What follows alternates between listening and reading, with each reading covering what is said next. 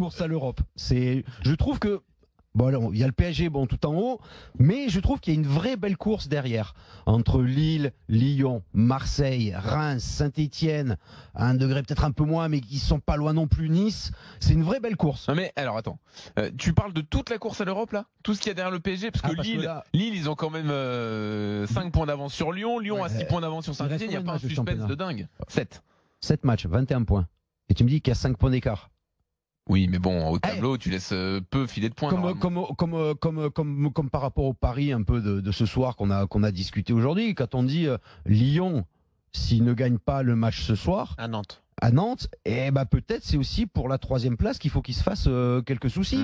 Parce que dans le Money Time, 5 points c'est rien. C'est rien, parce que tu peux vite avec un avantage psychologique, avec une petite peur, la peur sur de gagner. Saint-Étienne, ils en ont 6 d'avance plus la différence de but. Ouais, mais bon, il y a plein de choses qui peuvent se passer. Demain, ils peuvent même 3e place, ils sont pas sûrs de jouer la Champions League l'année prochaine.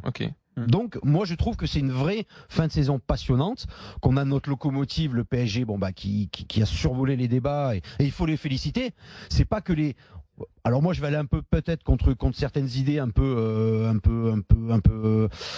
préconçues, je sais pas trop comment on dit, mais le PSG, c'est le PSG qui est champion, c'est pas les autres qui ont échoué à faire tomber le PSG, c'est le PSG qui est champion. Le PSG a été très bon, a été régulier, et c'est normal qu'il soit devant tout le monde. Mais il y a une vraie belle course derrière.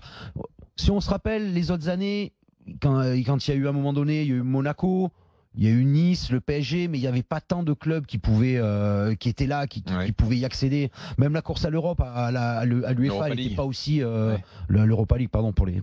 Moi, je suis un peu vieux, c'est pas grave. Mais tu vois, c'était pas aussi plaisant que cette année. Et moi, ce qui me fait plaisir aussi, c'est que, par exemple, t'as un club. Après, on en parlera justement avec son entraîneur, comme Nîmes. T'as un club comme Reims.